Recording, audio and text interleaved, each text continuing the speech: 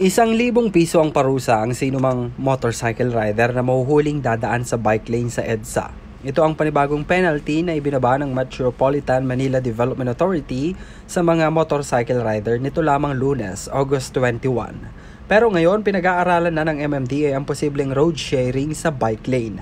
Ayon kay MMDA Acting Chairperson Attorney Don Artes, kasalukuyang nagsasagawa ng pag-aaral ang ahensya kaugnay sa posibilidad na gawing shared line para sa mga bisikleta at motorsiklo ang bike lane sa EDSA. Nakatakdang magsagawa ng pagpupulong sa August 29 ang MMDA kasama ang stakeholders nito kung saan dadalo rin ang mga siklista at motorcycle riders. Ang mapag-uusapang rekomendasyon sa naturang pagpupulong ay ipapasa sa Department of Transportation para magdesisyon.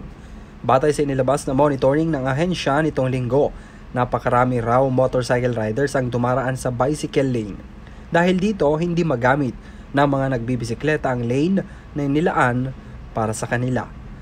Para sa EuroTV News, ako si Henry V. Nicolas, sumasaludo sa bawat Pilipino.